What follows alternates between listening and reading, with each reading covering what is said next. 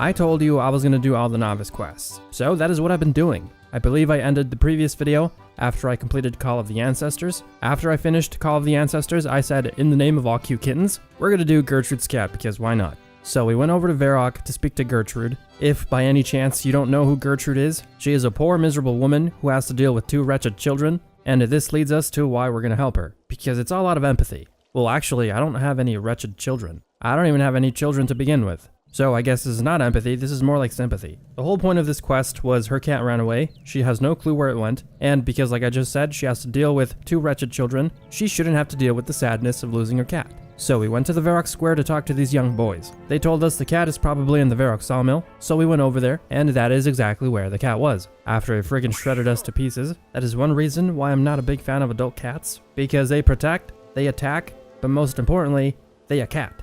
So after we give it some milk, some food, give her kittens back, we sent her on our way back to Gertrude. And that was it, quest completed. Congratulations, we've just completed Gertrude's cat. We've been awarded with 1 quest point, a kitten, 1.5k cooking XP, a chocolate cake, a bowl of stew, and the ability to raise cats. And this puts us at 19 quest points. Pretty dope. We're gonna move over to do the Death Plateau next. It's pretty short, and who doesn't like stabbing trolls in the back? I know I do.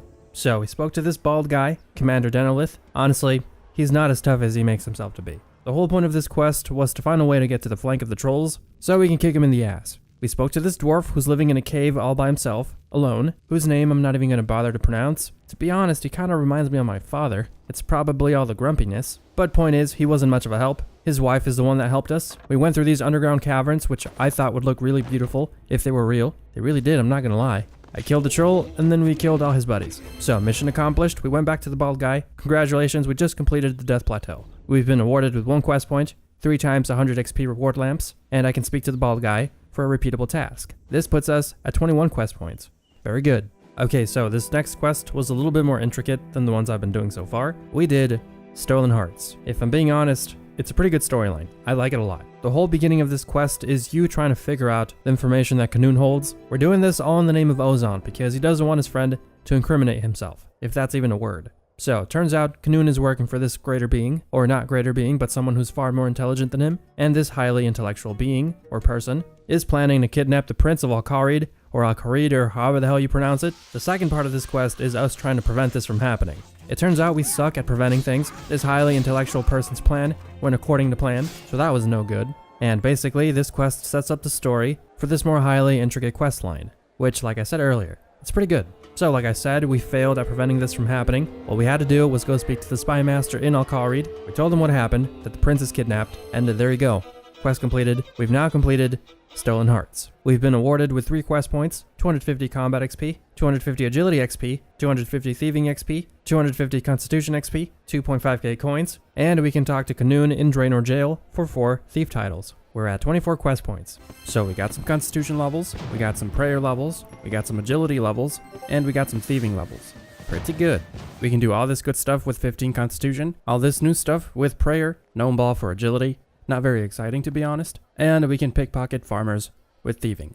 Okay, moving on into the next quest that we did. I believe this one is called Impressing the Locals. I'm gonna be completely honest, I didn't really pay attention to this quest. All I know is that this quest is about you getting a crew, so you can sail over to Waco Island, and I believe all of these islands were released quite a while ago, but the whole purpose of you going to Waco is so that you can find some person called Jed. I think he's some sort of pirate. I saw the word slaver being thrown around in this quest. So we got this crew, and that was it. Congratulations, we've just completed Impressing the Locals. We've been awarded with 1 quest point, access to the Ark. Oh, I think that's what the islands are called.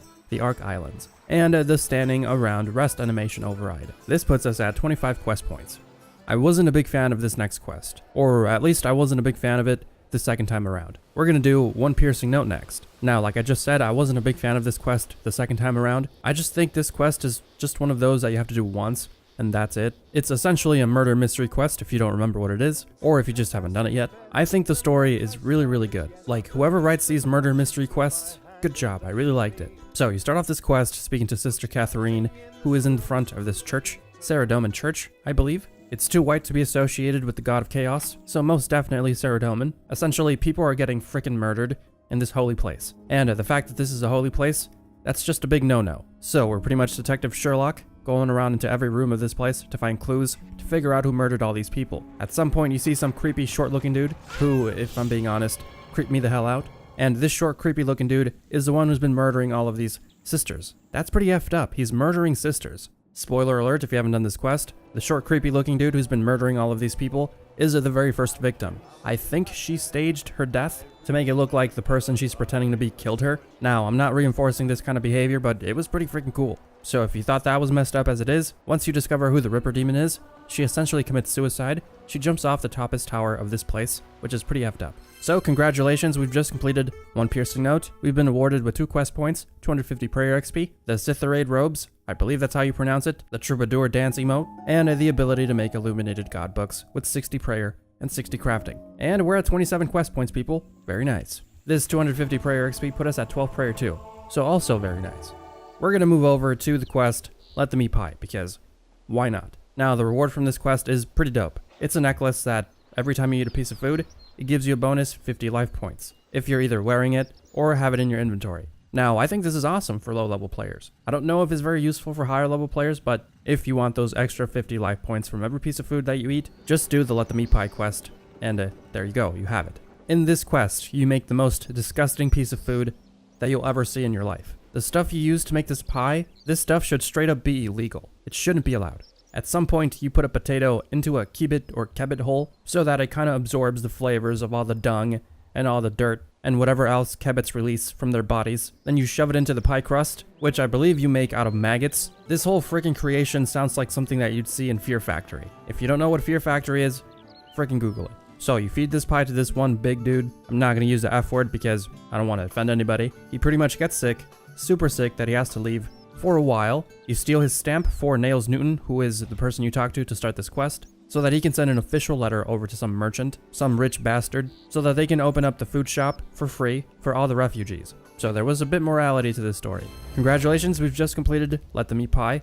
We've been awarded with 1 quest point, 100 cooking XP, 150 thieving XP, and the pouch of expensive spices, which is the necklace that I told you about. Oh, and we also got 5 meat pies. Those are pretty good. We're at 28 quest points, people. Moving on to the next quest. JK, I'm gonna end the video here. So that's gonna be it for this video. Thank you all so much for watching. I hope you enjoyed it. I'll see you on the next video.